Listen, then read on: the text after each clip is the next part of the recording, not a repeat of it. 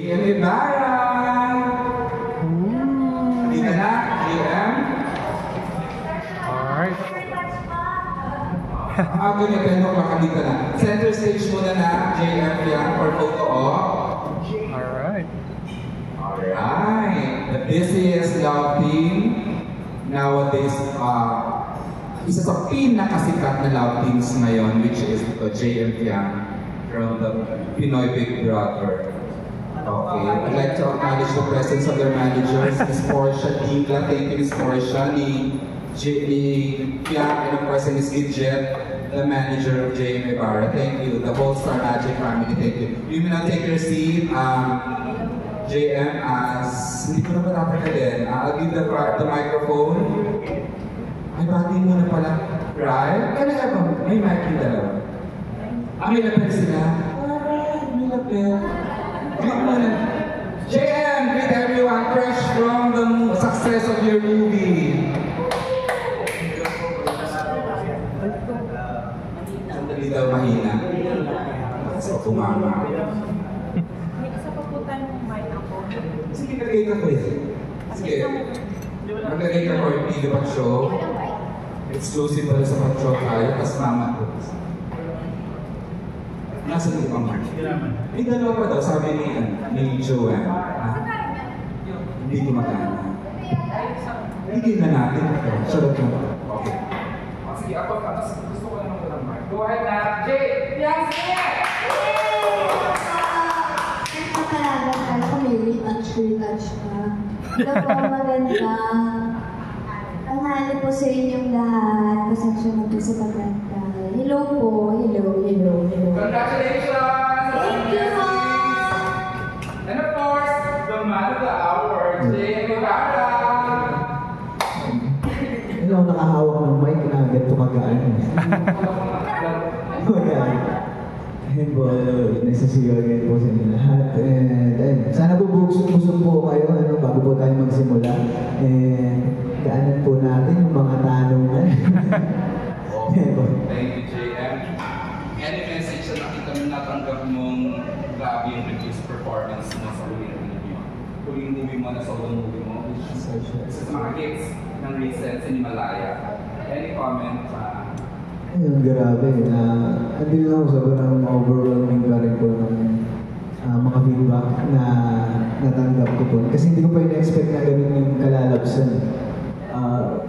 First time ko palang mapanood yung buong output. And pakiramdam ko ang dami ng kulang.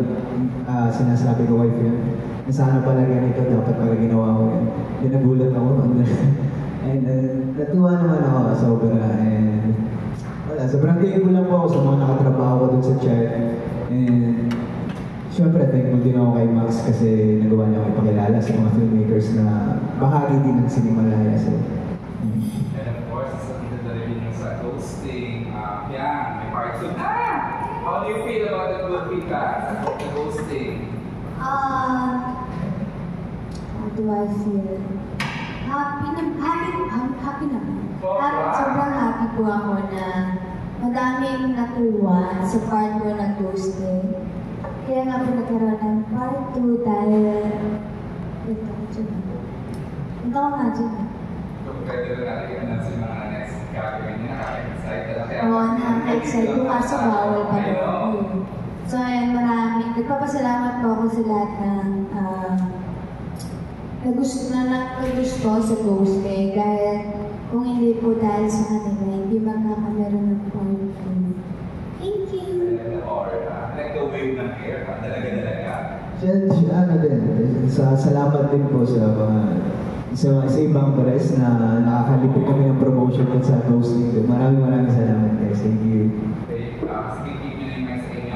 I'd like to, walang microphone, pero I'd like to give the floor to Mr. Jun Laling for the first set of questions.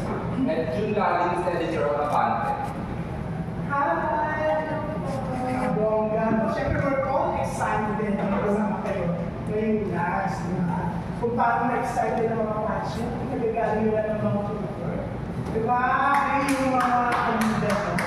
Diba? Nagalabasan hanggang ngayon. Lagi nakakasanda, nagkasilbihan kay JM. Pero madalas yung masabihan, happy ang comfortable kasi kay yan. Napaka-gentleman niya. Pero, yung wala rin ba kayong pa-advance thesis na wala pa dapat aminin o sasabihin?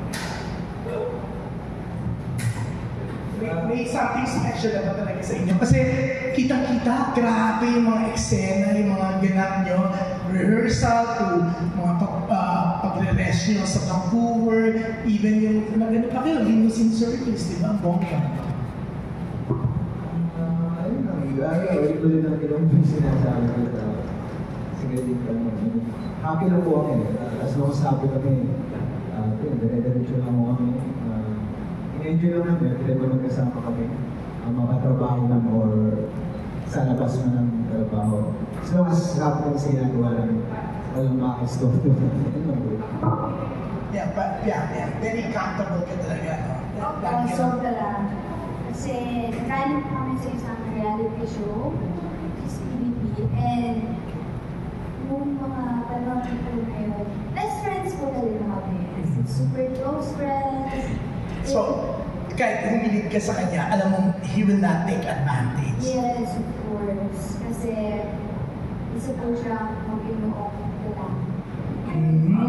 Ang ganda, mag-inoong lalaki. Ang JM, talagang ang lalim, mag-inoong lalaki. Anong reaction mo doon, JM? Wala, hindi na ako sige. Crisostomo na. Yan. Okay, anyways, kasama kayo, anong episode ng Shake, Rattle and Roll? Evil Origins yan. Ang ginawa ko sa episode. Episode 2. Yung present time. Present time, di ba? Tama. Ako, sa present time ko. So, anyways, yun nga, ang bongga, di ba? I'm sure nung mga bata pa kayo, aware kayo sa SRR franchise, di ba? Oo. Dati ba, nanonood lang kayo, tapos paano nung sinabi sa inyo na finally, bibida kayo sa second episode ng Shake, Rattle and Roll?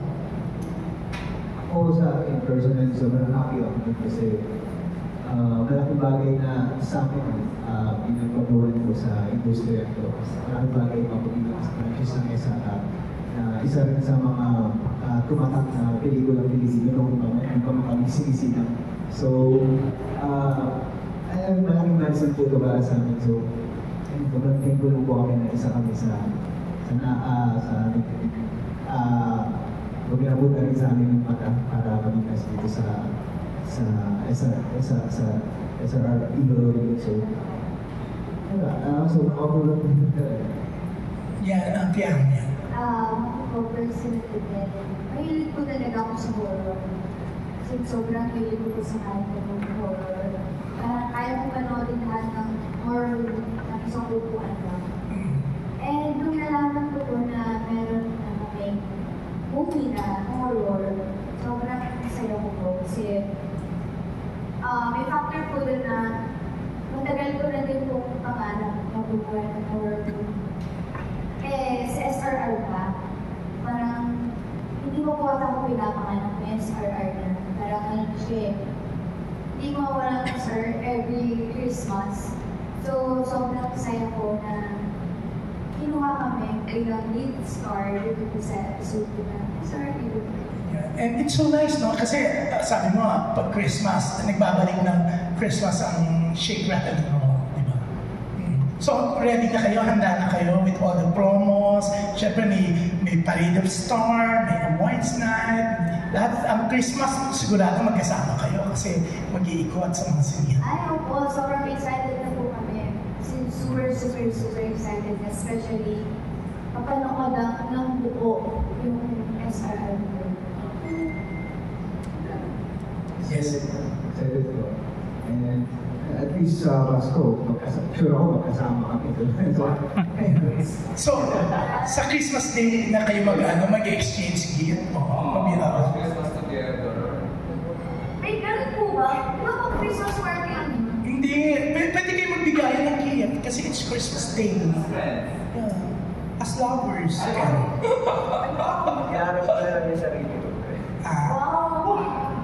Ang feeling! Yeah. Okay, and thank you. And good luck sa share natin mo. Thanks, Jude. Of course, I'd like to acknowledge the presence of our Executive Vice President ng Liga Entertainment, Sir Keith Monteverde.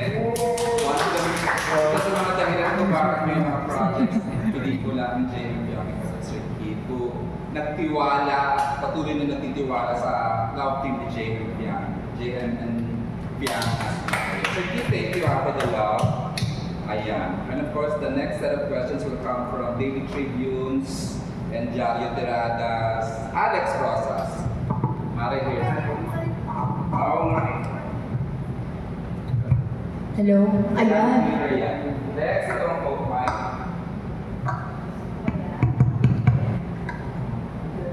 Morning, hello. Was there any instance in your life na naka-experience kayo ng horror or something eerie and creepy? Lakas ko. Kanina.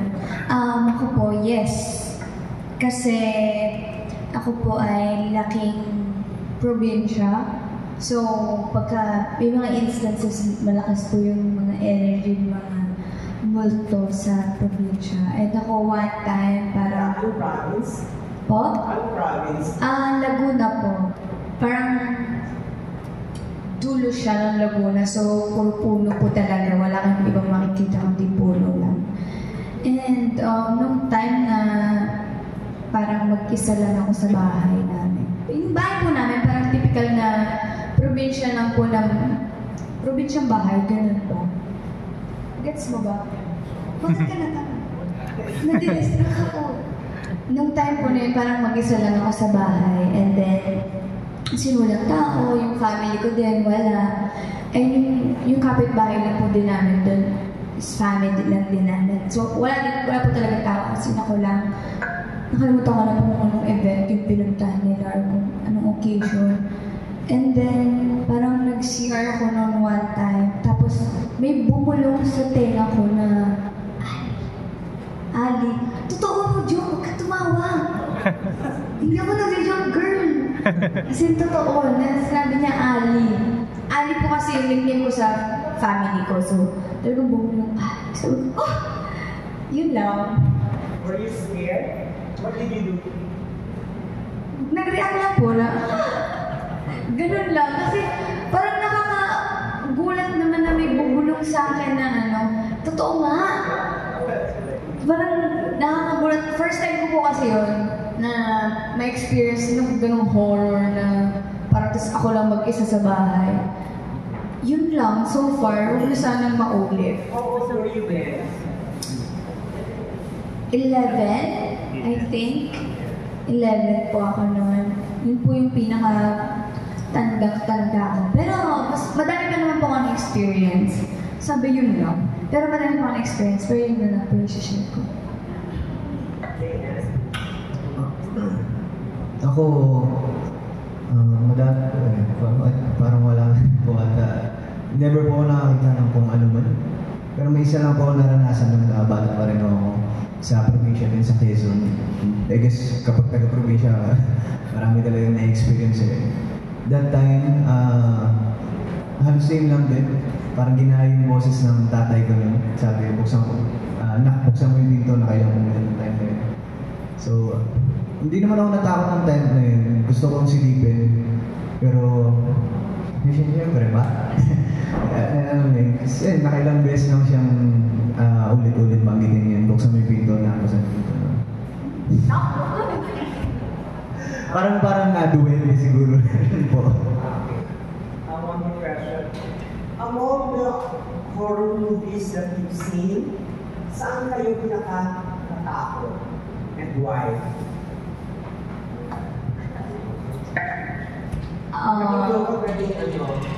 International movie. Ako po, so far, wala pa naman. Kasi, hindi. I mean, siguro natatakot ako pag after kong panoodin. Pero the next day, wala na. Kasi yung mga jump scare, yung parang mga fresh pa lang sa akin. Pero so far pa naman po sa lahat na napapanood kong movie, wala pa naman akong napanood na na-trauma or what. Kasi I love watching horror movies na po. Isa sa mga favorite kong genre ng mga movie horror. So far, wala pa naman. Wala rin po. Pero may pinaka-tumatak lang siguro sa akin yung part na MRT ng isa, I think 8 ata or 9. Oo. Grabe yung inis ko nun, yung ending nun, yung kinulong ata si Jibo. And then akala ko may pagka-happy ending, hindi pa pala. So, ayun, nandun na ako. Every time na nakikita ko yung mascot na yun, nandun pa rin po yung inis. From Gasria, kasi it's been 1 year simula nung manalo ka. Ay, salamat At ang journey mo ay super successful. I think you are the standard by which PBB housemates will be measured. Thank you. Salamat po.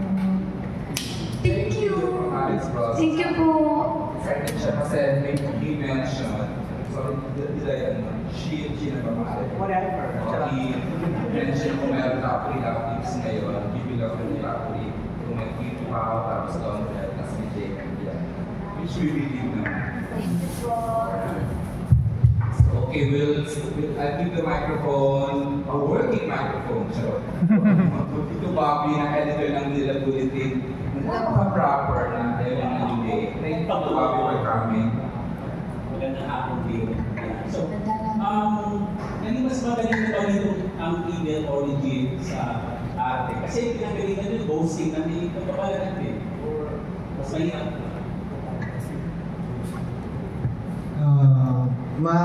Honestly, malayo po siya sa ghosting. And more on slashing kasi dito sa SRRM.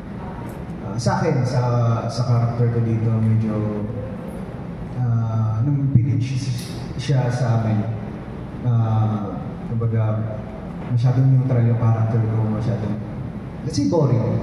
So, tinweak ko pa, nilagyan ko ng kung ano-ano para at least buhay naman siya kapag ipinalabas. So, nag-suggest ako kay Derek na kung ano-ano. Lagyan natin ng asma, ganyan, so at least hindi siya boring panoorin, makasabay sa character nila Seth. So, ayun, happy naman ako na na-upload ni Derek. So, Po? Hindi ka sa Ano ba yung question, sir? Yung mga mas mahirap, may mas madali na ba lahat na kapag sa video project dahil pinagaling na ghosting, medyo kapabalahin din naman. Hindi ko po masasabi na mas madali, pero mas komportable po dahil yung mga kasama po namin sa SRR ay magagaling. And ayun, yung iba po ay tinutulungan kami minsan, and hindi po matadamot din yung mga cast ng SRR. Talagang pag-suporta is susuportahan ka talaga nila, i-give talaga nila lahat. Siguro mas naging komportable kami gawin yung aming role kasi lahat ng cast doon magkaganyan. Kung saan yung episode, konting Naku, pag ako nagsalita, may spoil ko. Ay, konti. Mahirap kasi. Kasi pag sinabi ko po pin po namin kung ano yung konsepto na po talaga ng buong season or part 2 po yun. So, panoodin nyo na lang po sa December 25. And nasa present time po kami. Yun na lang po. Nasa present time po kami lahat. Malinaw ba sa teaser na hindi natin kwento ba kung mag-spoiler o pagalitan ako? May year, di ba? Parang taon. May parang past, present, future. Yeah, yun naman pala sa past, present, future. So, maraming training ko pinagdaanan sila lahat, di ba? Yeah, stun. Stun, ha? Practice ako ng DJ. Talagang practice ko talaga namin the whole day. And then, hello? Before mag-take is nirefresh po ako. And then, nag-practice kami ng stunt. Wow. Yeah, dito po. Sino yung episode nila? Derek Joey de Guzman. Okay, last question. Wala namang pananap sa set na Papalagan. Sayang nga po, wala eh. Yun nga yung inaantay ko eh. Parang kasi di ba parang pag horror, na gumagawa ng mga movie, may nagpaparamdam. Inaantay ko po talaga siya. Kasi yung pinag-shootingan namin, abandonado. So parang nagsi-CR ako. Metro Manila lang? Apa, Metro Manila lang siya. Inaantay ko talaga. Kasi parang gusto ko din ma-experience na may mangyari sa Setmax. Pero wala. Wala. So far. And thank God, wala naman din. Kasi baka hindi kayanin.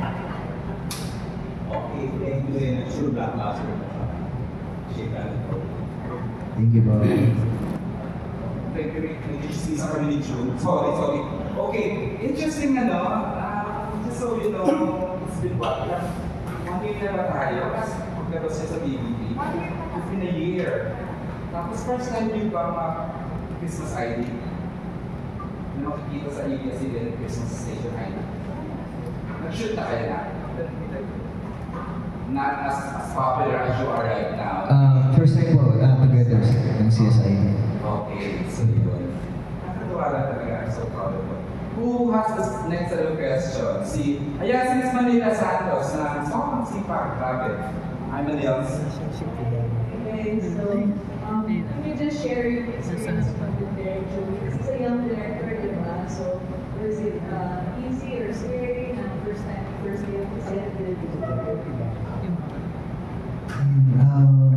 Sa akin si Derek Joey magaan po sobra. And tinulungan din niya ako paano ko mas improve pa yung character ko. Kung ano pa pwede ko i-insert dun sa character ko para hindi siya boring panoorin. And at the same time, saya din kasama ni Derek Joey. Lalo pag kami dalawang magkausap kasi may alam din pala siya sa martial arts and parang specialty din natin ni Derek yun. So, every time na magkausap kami, nakaka-relate kami sa usapan namin kung mapapelikula man, martial arts, or anime man. And I guess yun nata yung way niya para kilalanin yung actor kung anong paborito mong panoorin, anong kinahihiligan mo panoorin. Yun. So, overall, masaya kasama ko si Derek Joey.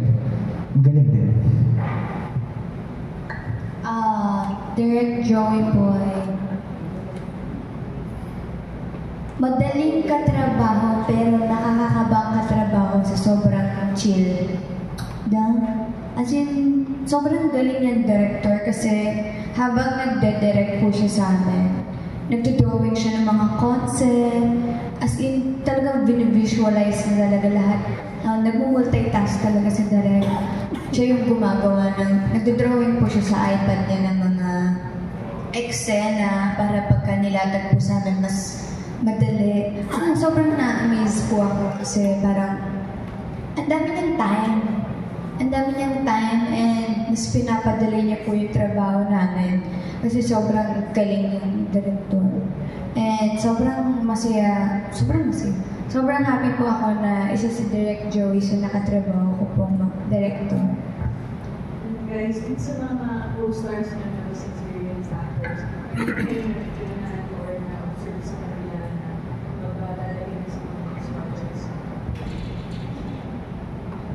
sa akin, before pa kami mag-meet, ang na-expect ko talaga is yung pagiging mapagbigay nila lahat. Kasi yun yung pinakamahalaga sa co-actors yung marunong magbigay sa eksena. So, nung ginagawa naman na naman yung pelikula, sobrang happy ako na nagagawa nila kami tulungan ni Fiang, pati yung ibang cast.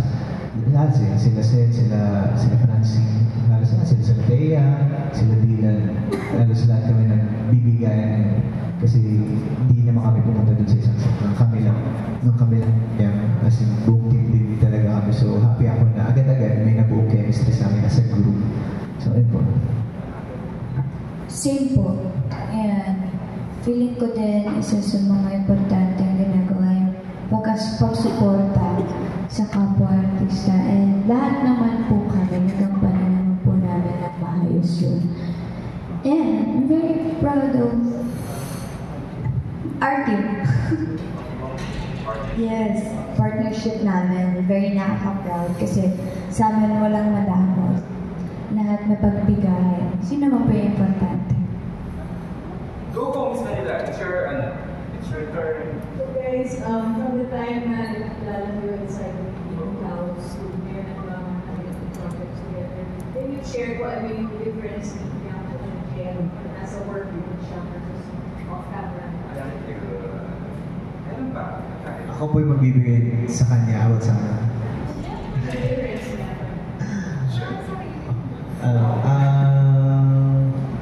Si Biang, yung kalumbo niya halos sa'yo na mapa-off cam o on cam hindi nawawala yung alam mo yun, kung ma-feel niya na tumatanglay na yung set, ma-feel niya na masyadong seryoso na yung set, masyadong may mga mainit na yung ulo, bigla na lang naman kung sino man yung Fiang na napapanood natin na napaka-cool na napaka-kalot, so bigla na lang siya maglalagay ng kasiyahan dun sa set. Kahit siya na yung lobat, bibigyan niya ng kulay o ng buhay yung set. At least, hindi magsabay-sabay na bumaba yung energy na matapos yung set na happy lahat. Ganun.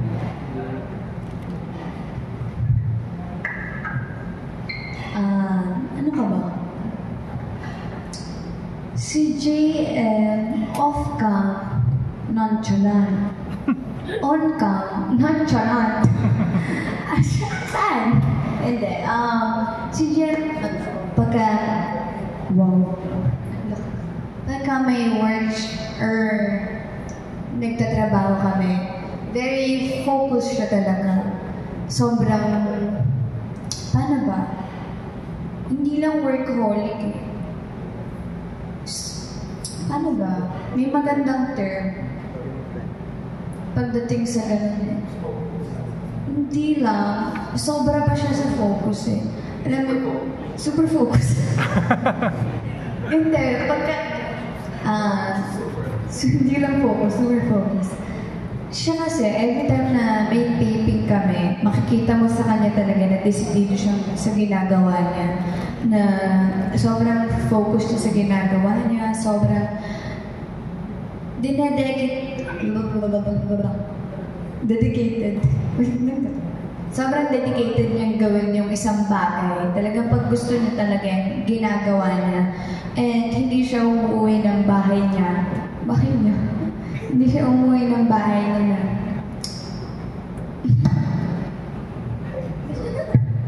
Hindi siya umuwi ng bahay niya. Hindi siya maalis ng taping na hindi siya satisfied sa ginagawa niya. Klaseng aktor. At off-cam naman, wala. Sobrang sobrang hindi naman sa nonchalant kasi pinapakita niya naman yung kulit side niya sa mga comfortable person na nakakasama niya. Alam naman ng mga taong nakapaligid sa kanya kung gano'n siya makulit pag off-cam. Dinedeny niya lang na hindi siya makulit. As in, sobrang in denial niya na hindi siya makulit. Pero ako minsan naiinis na ako. Charot. Hindi. Sobrang kulit niya, off-cam. In denial lang siya. Yan lang po. Thank you, Ms. Nadal. Okay, I'd like to give the microphone naman to Carlos para ng mega pelikula. Carlos, big screen. Charot. Nasaan kayo? Wow! Tapos ka na, girl. Uy, nilala! Nakalive. Hello po. Hello po. My question. I prepared before that congratulations. Tingin naman yung picture nila kanina. Nag-video pa siya. Ngayon, nasa MMFF na. And sabi nyo din naman marami kayo natutunan sa mga co-actors. Sino yung hindi niya expected na magiging ka-close? Ako sa hindi naman sa hindi ko ine-expect. Pero mas hindi ko ine-expect na magkiklik kami agad. Ganong thinking na Kasi baka malay mo si Sasa sobrang, alam mo yun, pagka serious mode talaga. Yung ganun, may mga ganun kasing personality, diba, ng mga tao talaga. And ako, feeling ko, nung time na first time ko makita si Sasa, nahihiya ako sa kanya. Kasi, matagal ko na siyang pina-follow. Hindi naman ganun si Sasa. Parang nahihiya lang talaga ako sa kanya. Kasi nga dati ko pa lang talaga siya pina-follow ko na talaga. Happiness ko siya noon pa man, si Sasa. And nung first namin nagkita, sobrang nahihiya pa ako sa kanya. Kaninong phone yung nagre-ring? Okay, alam meron. Sobrang nahihiya ako sa kanya na baka minsan mo-okay yan sa akin si Sasa. Pero nag-click kami agad ni Sasa and sobrang happy ko talaga na naging close ko si Sasa. Up until now, pag nakikita kami, bardagulan agad. Wala nang intro. Bardagulan agad. Yun lang. Sino nagpapasaya kayo? Siya nakapatawa. Masaya kami sa Sasa. Sino nakapasaya? Silang dalawa. Nalilito lang ako sa kanila kung sino si Pia. Ganun ang energy pareho. Ayaw mo rin ba? Hindi. Are you asking the same question? Naging close na lang. Naging close?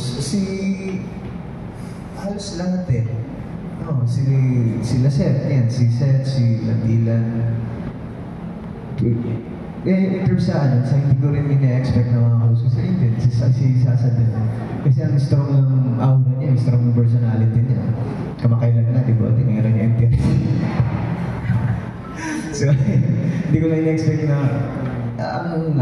hindi siya mahirap i-approach. Sobrang approachable ni Sasa. Sobrang kalot din. And nung nakita din, nung unang kasi kita namin ni Sasa, naka-full pack siya. So parang nahihiya talaga kami sa kanya. Hindi namin alam kung paano siya approach. Nakakahirap. Yun lang. And highlight din kasi sa Shake, Rattle, and Roll na yung Evil Origins. Yung dalawang biggest love team ngayon, which is Francet and GM Yang. Ano naman yung experience or kamusta naman yung relationship nyo with Francet?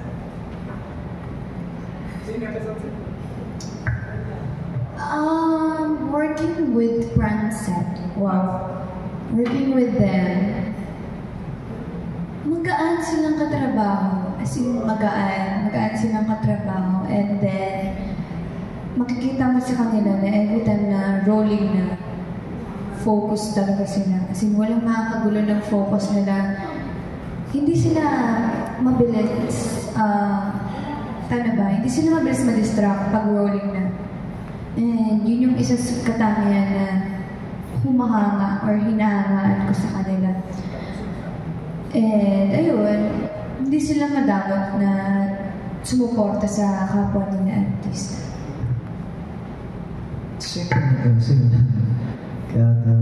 Madalas kasi si Seth lang din yung nakakausap ko na kasama ko. So, kapag trabaho talaga. Kapag sa labas naman sa labas ng camera, magaan sobra. Ang kuwela din ni Seth hindi ka mahihiyang lapitan kung may tatanong ka man sa trabaho mo sa labas. Lagi siyang okay na ganun. For my last question, yung kasi GM, marami na nagsasabi na ang galing mo sa set, ang galing mo sa shooting na Shake, Rattle, and Roll. Do you think na nabigyan nyo ng katalungan yung character na yun? Ready na rin ba kayo makatanggap if ever ng award o event? Ako, sa sarili ko, hindi ko pa masasabing nabigyan ko ng katarungan hanggat hindi ko pa napapanood talaga na full yung ginawa kong pag-arte dito sa Shake, Rattle, and Roll. Pero masaya ako sa kung paano ko ginampanan si DJL dahil hindi ko naman siya tinipid. binigay ko talaga lahat kung ano yung makakaya ko kay TJL. And isang karangalan na makapasok kami sa MMFF. Isang trophy na sa akin yun, trophy na sa akin yun, kasi baguhan pa lang naman kami. And kung makasungkit kami ng award, bonus na yun. Pero yun, trophy na sa akin na makapasok sa isang MMFF kasi dahil baguhan pa lang kami. Kung nabigyan ng katarungan yung role, oo. Oo, bakit hindi, di ba? Oo, I guess so. Oo din, yung role din bigyan. Nahiya lang siya sabihin. Ayun. Feeling ko, satisfy kami na nung natapos namin yung sa role namin, satisfy kami na ibigay namin yung 100%. And siguro yung award na inaasam lang namin is sana ma-appreciate ng viewers na naitawid namin yung pelikula sa role namin, nagampanan namin yung role namin. So, yun sapat sa amin na nakarangan. Sure, masaya Christmas naman ang Jaya kasi itubi silang para. Thank you. Okay, we will give the next set of questions sa table nila John Bueno, Nas, and Skate for the last set, and then ayan si Nas din. Let me start with John Bueno, Ilocao.com. Hi. Hi, Fiang. Hi, JM. Ayan. I don't think the mic's working, so... we can hear you. Okay. First of all, congratulations on the movie. Now that this is actually happening for you guys, do you see yourself doing another movie with just the two of you on the lead role? And what kind of movie do you think you can do after this? Wow, that's a really nice question. Wow. First, Ako, nung pamandrin ko na yun, magkaroon kami ng sarili ng pelikula. And kung ano man dyan kung anong ibigay, I guess kakayanan natin. And ano ba? Delikado eh.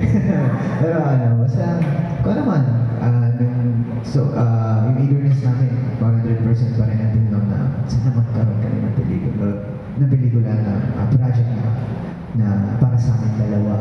Para din, hindi lang para sa amin kundi para rin sa pagiging solid ng fandom namin. Naibalik namin yung supporta nila since paglabas namin ng PBB. Kasi hindi lang namin pangarapin nila yun. So, yes, tama. Gabi. Fiang, sa'yo ko na lang itatanong yung pangalawang question na. Nabanggit kasi din ng mga fans ninyo kanina a question. It's about your personal relationships. Na nagkaroon na ba kayo ng sarili niyong pag-aaway ni JM? And how do you solve things like that? If it's big or if it's small? Woo!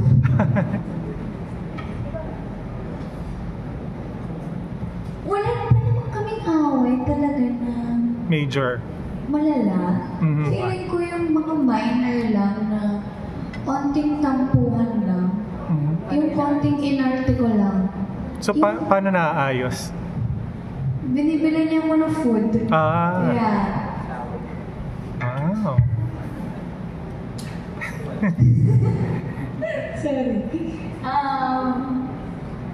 Wait lang po, natatawa ko sa... Ito kasi... Wala, simple lang eh. Wala naman kami malalim na pinag-aaway. Parang, like lang, wala. Nagpapahinga lang ako tapos ulit siya. So, imbis na pag nakaramdam ako ng galit, imbis na magalit ako, dodoblin ko yung kulit. Tapos kukulitin ko siya hanggang siya na yung mainis. So, habang nagtatampo siya, nakapagpahinga ako. Ayun lang yung ginagawa. Nagkakalis na lang kami. And kunwari, pag alam kong wala siya sa mood, parang doon lumalabas yung eagerness kung inisin siya, kulitin siya, pag wala siya sa mood. Kasi nga, yung wala siya sa mood. Parang ako yung napapagod para sa kanya.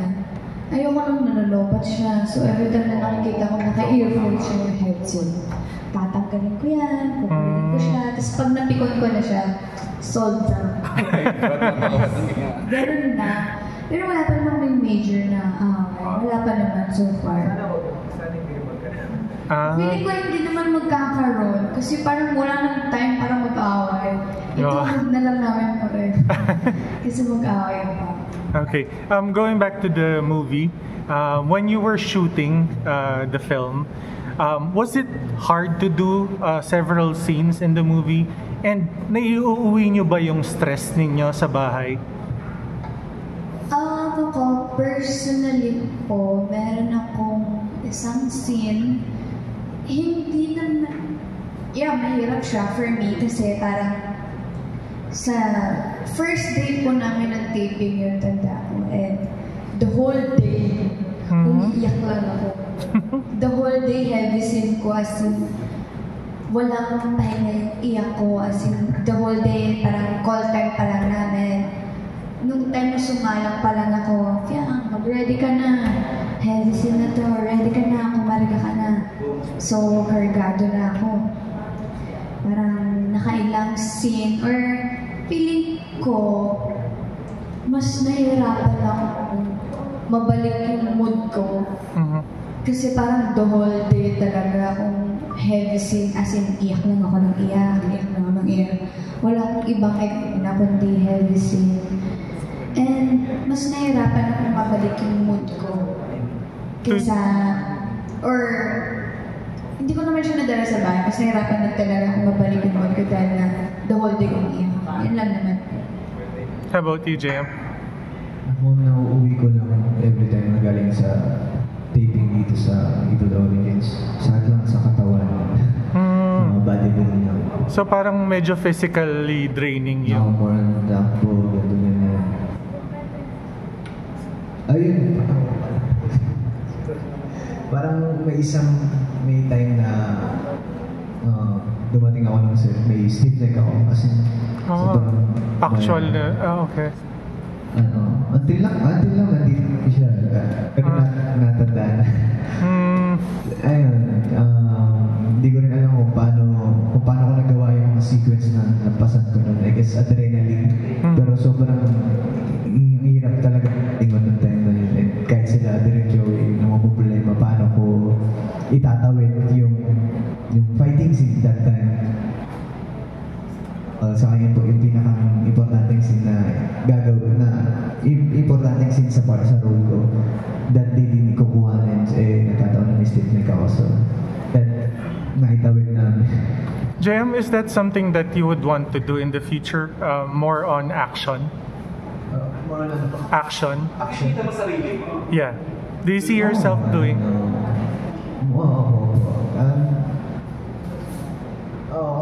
Hindi man action nasa top sa vision ko.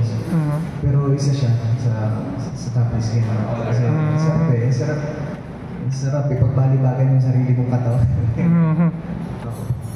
Feeling ko, siya, kaya na lahat ng genre and role. Versatile siya. Ako na to. Nakikita ko sa kanya na very versatile yung actor. Bayad ako niyan, binera niya ang 20 pesos kanina. Thank you so much. Thanks, John. Okay, is this Kate has questions? The last question will come from Chad Rosette from the Manila Feed.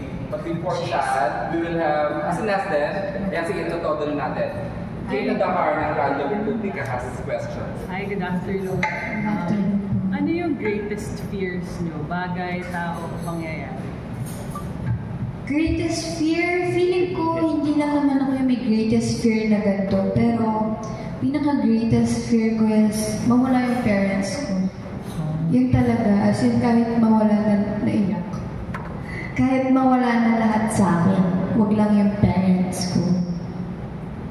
Yun, ayoko lang, feeling ko may trauma na ako na pag nawawala ng mahal sa buhay, So, hindi ko na kaya ulit makita na mabawasan yung mahal ko sa buhay. So, yun yung pinaka-greatest fear ko. Ayoko mawala yung mga mahal. Hindi lang parents ko, of course. Yung mga mahal ko talaga sa buhay in general. Feeling ko trauma ko na siya. Usually ko ang sumagot, she speaks her mind talaga. Meron siya, did you expect na sasagot siya ng ganun? We never did, di ba? I feel escape yan. Good girl. Feeling ko naman, hindi naman siya, feeling ko naman, hindi lang naman ako may greatest fear na gano'n. Feeling ko naman lahat ng tao, kasama yung isa sa mga greatest fear nila na mawalan ng mahal sa buhay. Hindi lang kayo nag-isa, ako din. Thanks, Yami. Thank you. JM. Same lang din. Losing someone I love. Kasi, ganun din eh. Wala naman kami dito kundi para sa kanila. Kung hindi naman ako nagtatrabaho dito, para sa sarili ko lang. Especially para sa kanila. So, yun. Madami kami binubuhay sa pamilya. Todo na to, walang pahinga. Madami na yung binubuhay. You're good, Miss Kay? Last na. Okay, last for Miss Kay. Sa 1 year niyo sa showbiz, ano yung pinaka-natutunan niyo or gusto niyo pang i-improve in the coming years? Sorry po.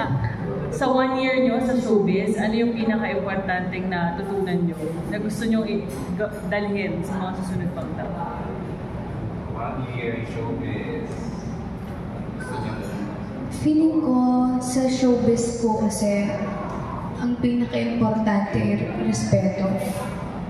Respeto talaga, hindi lang sa kapwa-artista, kundi sa kapwa-tao talaga. Sobrang isa yan sa pinaka-talaga ng buong ABS-CBN production, or hindi lang buong ABS, feeling ko lahat ng tao din naman. Yun ang pinatutunan ko is kung paano talaga, paano ba yung tama? Kung paano, parang hindi namin tinitingnan yung sarili namin as artiste. Tinitingnan namin yung sarili namin as pantay-pantay. Parang walang mataas, walang mas mababa. Pantay lang kami. Kaya binibigay namin or nabibigayan kami ng respeto sa isa't isa kung kanino ba yan. Sa akin, aside po dun sa respeto, kasi yun din, pinakakailangan din yan eh. Siguro yung yung pagiging totoo.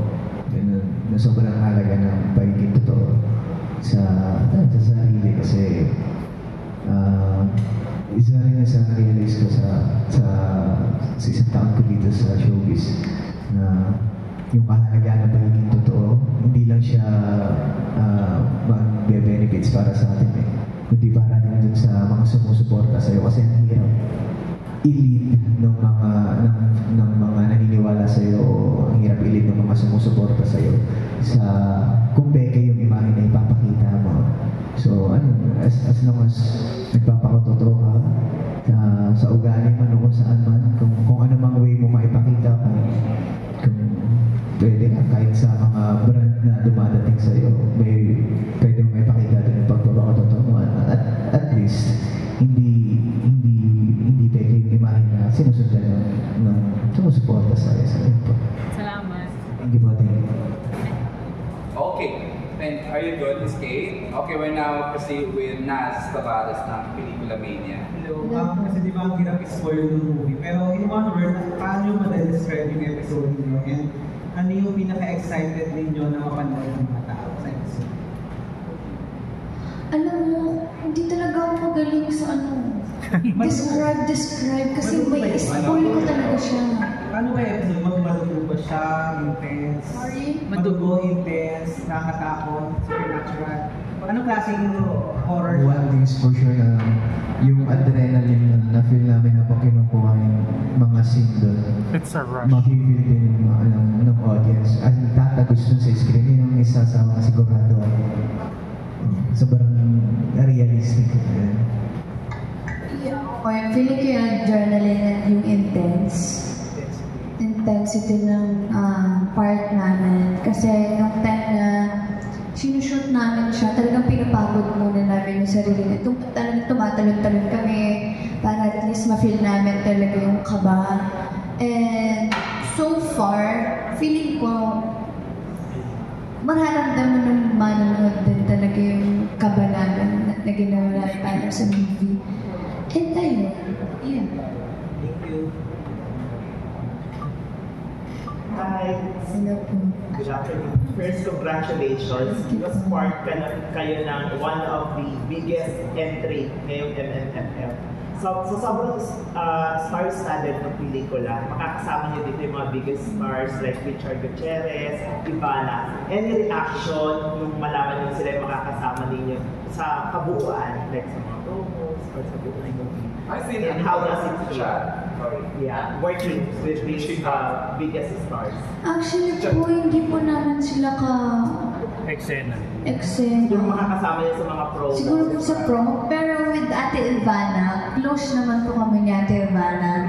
And nung time po na nalaman namin na, actually, nung nag-vlog pa lang po kami, siguro nung kami naging close, nung time na nag-vlog kami, and then, parang napag-usapan namin off-cam na sana magkameron kami na movie or kahit anong work na magkasama kami. And ayun, in recent events. nung time po na nalaman namin na same kami ng SRR, sobrang natuwa kami na hindi mo kami magkasama sa episode, pero at least magkasama kami sa movie and alam kong magkasama din kami magpo-promo. Ayun, masaya kami dalawa ni Ate Ivana. Miss ko na siya. Ang tagal niya. Pwede na siya.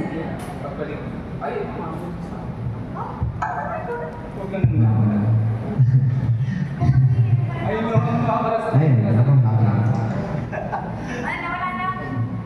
Ayun, ako. About sa'yo, JM. Ako, syempre happy sobra. And at the same time, nanghirap pa rin paniwalaan na yung mga iniidolo ko noon, bumibida ng Captain Barbell na makakasama ko na dito sa isa. Di ba? So, ang sarap sa feeling na, nakatuwa na hindi ko rin in-expect na makakatungtong ako sa kung nasan man ako. Makukuha ko yung mga ganitong achievement. So, happy ako. Yeah. Over the year na magkasama kayo or magka-love team kayo, paano nag-evolve yung team up, no? And right now, ano yung mga nakikita nyo parang mga changes? Paano nag-grow si Piang o si Jada? Or yung love team? Sa amin, as long as gusto niya bumida eh. Ayun po. Sa kada project, kada araw naman na magkasama kami, mas nakikilala namin yung isa't isa. So, mas naging komportable naman sa isa't isa. And napapansin ko sa kanya, medyo na siya. Demure. Upo pa lang, di ba? Pero dalaga siya. Oo. Pero, tsaka kita mo na yung mga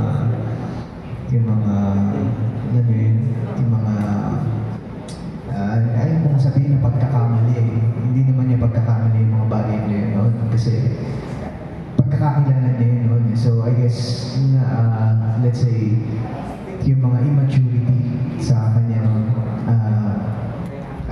Mature na, gano'n. Yung sense ng maturity sa kanya ngayon, ramdam ko na.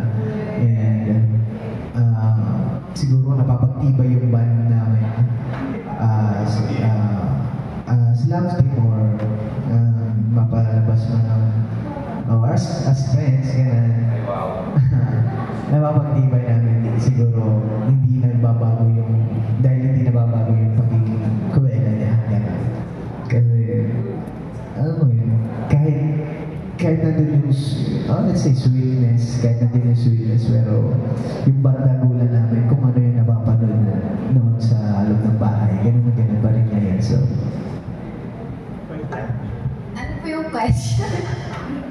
Ano yung nakita mo pagbabago or how your love team nag-evolve over the years na magkasama? Paano ba? Kasi ngayon talagang comfortable na kayo sa isa't isa. Hindi pa lang wala na nakikita kami sa inyong dalawa. Paano niyo nurture yung isang taon na togetherness as a good partner? Feeling ko, na-build kasi po yan nung time na nasa bahay po kami ni Kuya.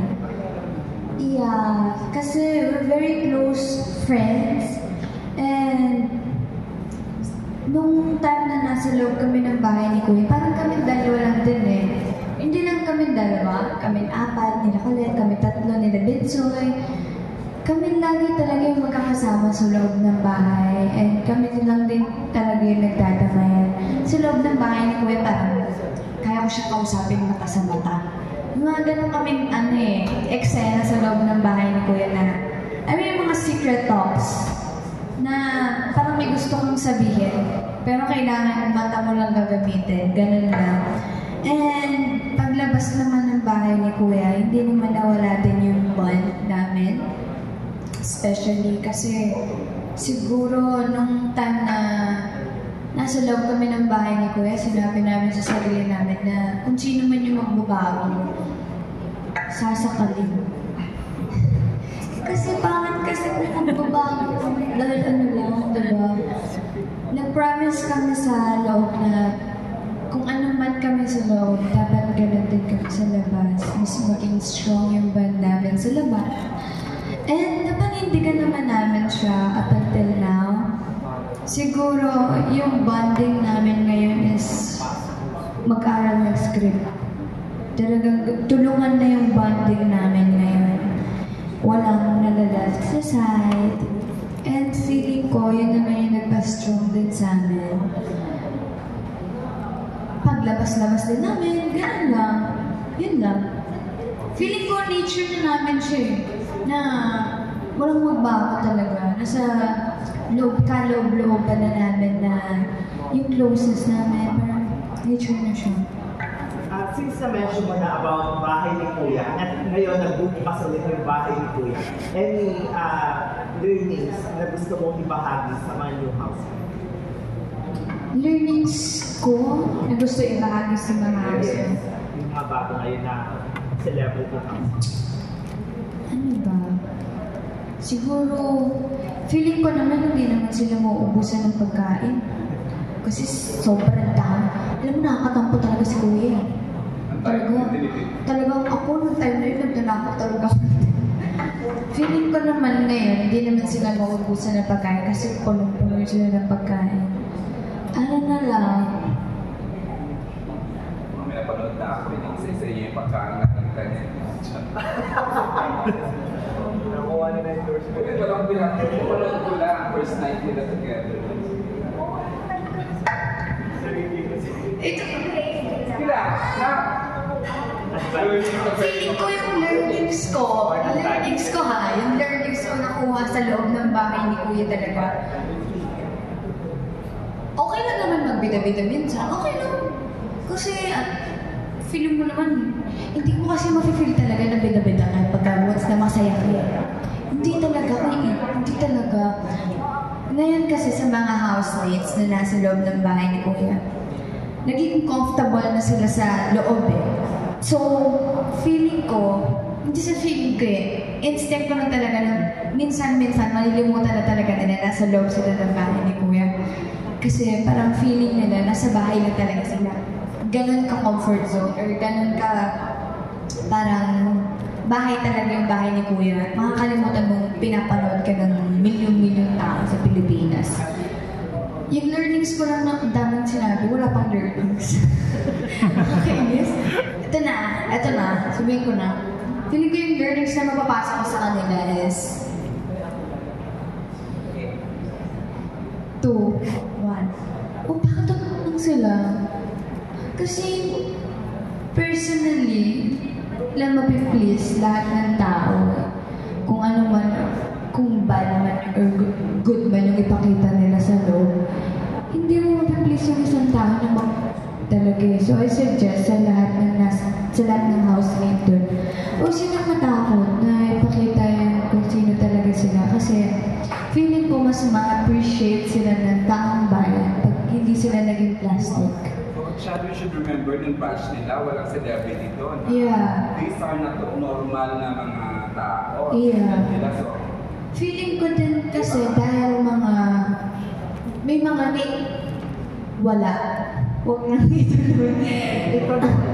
Huwag nang ituloy. And then, yun na, huwag silang matakot na ipakita yung totoong sila. Kasi mas ma-appreciate sila ng taong bayan kung ano talaga yung real attitude nila. Like ngayon, a lot of people appreciate you. Yes, kasi talaga hindi mo mapiplease lahat ng tao kung gaano ka man kabait, kung maldita ka man or what.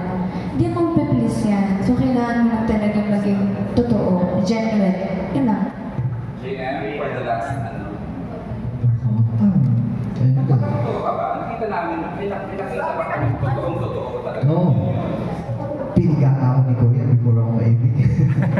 So sobrang wala siyang mabiga sa akin kasi piniga niya ako last week.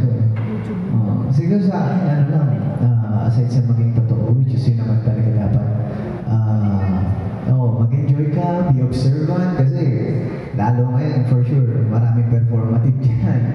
So, as long as nag-enjoy ka, as long as nagpapakatotoo ka, observe ka lang kahit saan. Enjoy siya eh. Kaya, observe mo yung mga housemates mo, observe mo yung mga tasks na ipapagawa ni Kuya. As long as nasa loob ka ng bahay ni Kuya, mag-enjoy ka lang. Nandun ako na yung bagong pasok ako ng bahay ni Kuya. Nakikipag-agawan pa ako mag-ugas ng plato talaga. Legit. And feeling ko yun din, mag-enjoy lang sila kasi once in a lifetime opportunity lang yun na makapasok ka talaga sa bahay ni Kuya. Ayun, observe. Kasi wala ka talaga magagawa sa loob ng bahay ni Kuya kundi mag-observe sa mga kapwa mong housemates. Especially pag nomination time, hindi tumatanggap si Kuya ng basta-basta boto. Kailangan valid talaga yung vote mo. Kailangan valid lahat ng ibabato mong boto sa kapwa mo housemates. Hindi siya tumatanggap ng putyo-putyo. Basta vote lang. Ay, di ba? Thank you. Ganun talaga eh. Wala kang magagawa sa bahay ni Kuya kundi maging observant sa lahat ng housemate. At doon ka i-engage how you react. Yes. Totoo talaga ko yun. Totoo yun. Totoo. Doon ka i-engage ng tao, yeah. Kaya nga tawag sa kanya ng mga taong bayan, kaya na nasa loob siya ng PBB kami, Alpha. Diba? Silent Alpha or basta ganun kasi sobrang observant. Nakita ko na din sa kanya pagiging, nahawa ako actually na pagiging observant na sa loob ng bahay ni Kuya. Kasi makikita mo lang siya nakaganyan, tapos nagmamasid-masid lang siya. Ganun. So parang nahawa ako dun. Tumagal siya sa ganun niya. So, oo. Galing niya, swear. Nakita mo siya parang nung time na libre mo ko Starbucks. Nung time na hindi, kwento ka na. Nung time na nakakapasok pa yung bahay niya, siguro mga 1 week pa lang ako. Nababasa ko yung ugali niya talaga. Swear. Kasi nung una tahimik pa siya. Nahihiya pa. Hindi siya tahimik, makapal yung mukha niya ngayon. Hindi naman siya makapal, pero mas lumabas niya yung kulit sa'yo. Nung time na 1 week pa lang sa loob ng bahay, nakita ko na sobrang observant yung tao. Feeling ko tuloy na inonominate na niya. Ganun. Pero pumasok ba sa isip mo siya magiging partner mo? No! Sobrang unexpected. Siya yung pinaka-unexpected na nangyari sa buhay ko. Oh! Libre mo. Hindi, totoo. Siya yung pinaka... Si Tiang ang magiging partner. Kasi habang nasa loob kami, ako personally, ang buong akala ko walang nanonood ng PBB. I guess lahat naman kami. Kaya every time na nagla-live kami, wala kaming energy. Kasi expected namin walang nanonood. Flop yung wala kami marinig ng service. Kasi kung ma-expected namin, filtered kami lahat. Ganun. Okay. With that question from Chad, the last question will come from me. Ito lang yung tanong ko. You are ending the year with beautiful, plenty of blessings sa career niyo and personal. What are you thankful for ngayong 2025? Mag-end ang year, mag-first time together sa Christmas. Ano pinagpapasalamat niyo, JM Piang, ngayong 2025 bago mag-end ang year? Ang pinapasalamat ko, bukod sa madaming trabaho na tatanggap ko, madaming blessing, na dumating siya sa buhay ko. Siya yung pinaka-biggest plot twist ng buhay ko talaga. Siya yung pinaka-unexpected. Dito ba yun? Basta ililibre